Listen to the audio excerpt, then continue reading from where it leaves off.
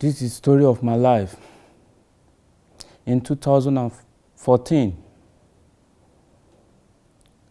when I was with my mother, I asked my mother that, where is my father? My mother told me that they have separated before I was born. I said, okay, can I know my father? My mother told me that, okay, there is no problem. When there is time to know my father, she will show me my father.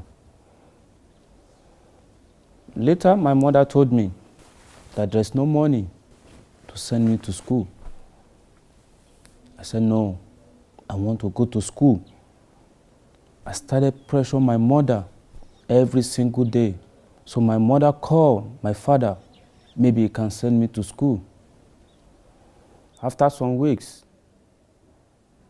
my father called back and said that he will send me to school, but I must stay with him. When I first heard this news, I was so happy that at last I will go to school.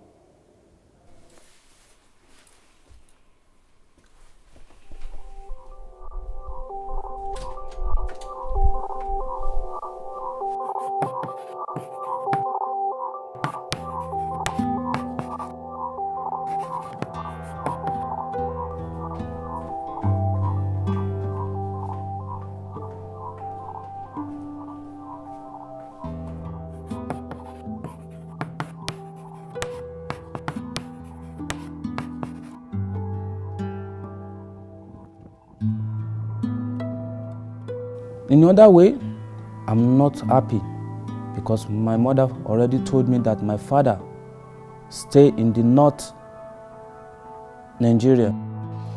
And in the north, there's much problem in the north. So my mother told my father that he will talk to me. Maybe I can stay with him. Right? Yeah. Nochmal.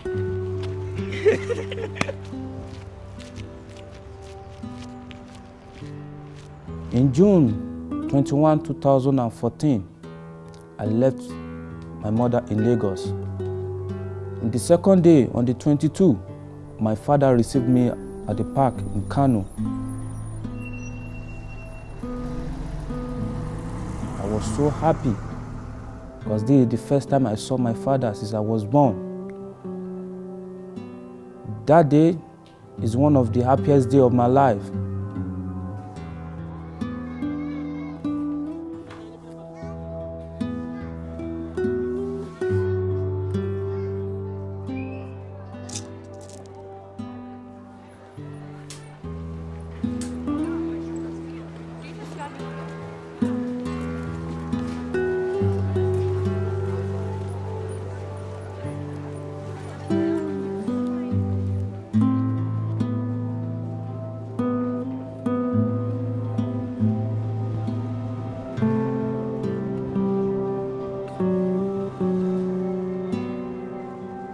One week later, my father asked me, which religion am I doing? I told my father that I'm a good Christian. My father said that it's not think it can possible. If I want to stay with him, I must be a Muslim because he's a Muslim. I said no.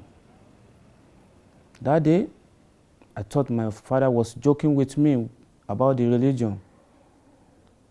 After some weeks later, my father invited some of his friends to our house to come and talk to me about the issue. But I refused to listen to them. From that day, my father changed his behaviors to me. When I see this, I call my mother. I explain everything, that my father wants me to change to Muslim. But my mother told me that I must listen to my father. And this is the father I'm asking for since all these years. I said, no, I can't change. After some months, my father arranged some group. I don't know them, some people, maybe group, maybe people, I don't even know them. They came to our house, took me away to one house in the bush. They tied my hand, tied my leg, covered my face, started to beat me. They told me that I must listen to my father. I must listen to what my father was saying. But I said no, I refused to listen to them.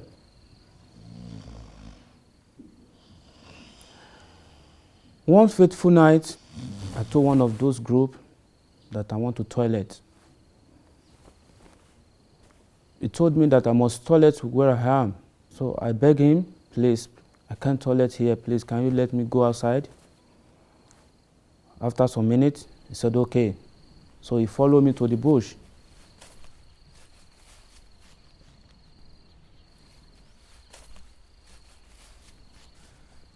And started to wash me. After some minutes, when I saw him that he was sleeping, I ran into the bush.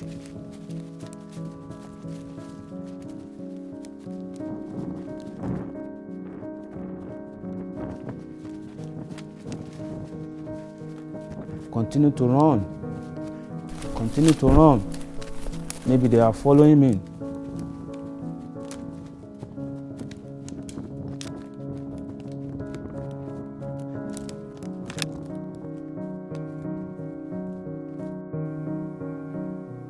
So I spent a day in the bush.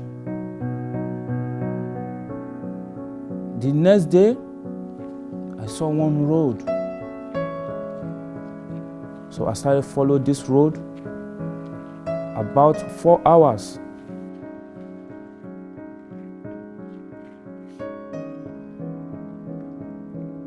After 4 hours, I saw one bus that coming to my way.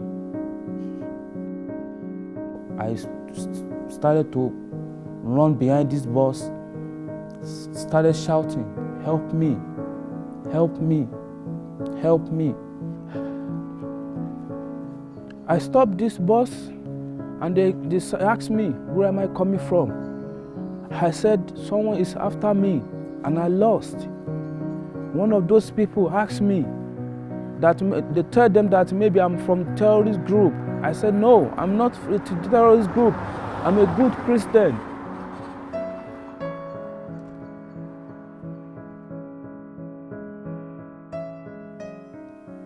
They told me to come inside the bus. But before, they told me that they are going to Niger, our neighbor country. I said, okay, no problem. I will follow them. I followed them. That night, we get to Niger. I sleep with them. The next day, I asked them that, can I stay with them for the meantime? They said, no problem, but I must walk because they can't feed me.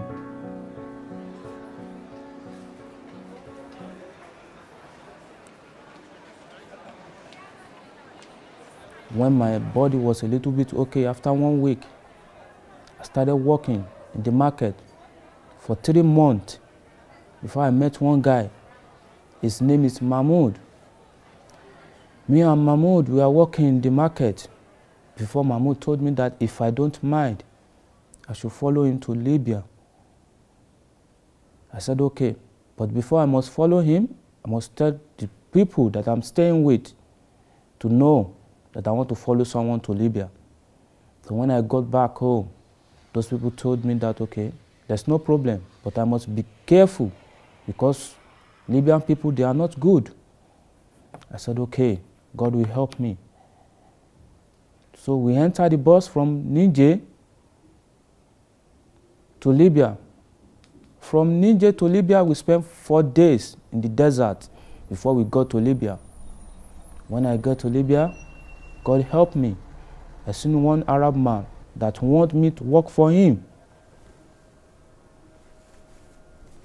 I told him that I'm a Christian. He said, no problem about that. He said, you will pay me 500 dinars. I started working for this man for 5 months. But this man was so nice to me.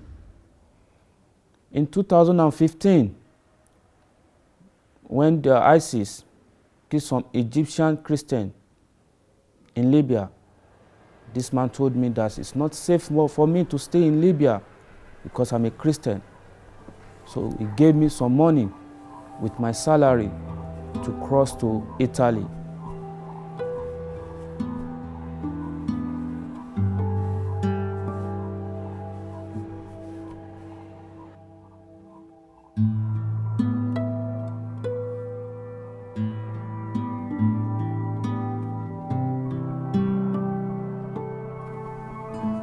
I prepare myself to cross.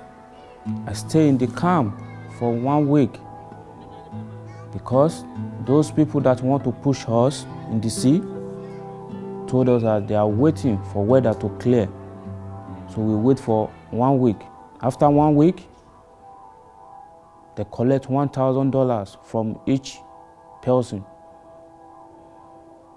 So they told us to pray because they says whether you die on the sea or you make it. So everybody's pray. After that, they push us in the sea.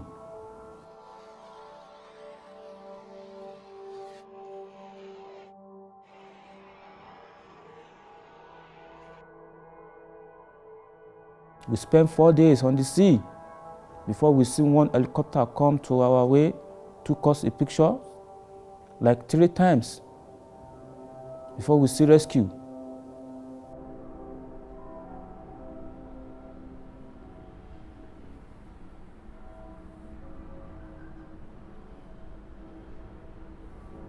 God, I thank you for the grace that you give me to be alive.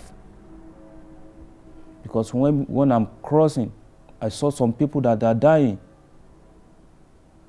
I saw some little child, 3-month-old baby, that died on the sea.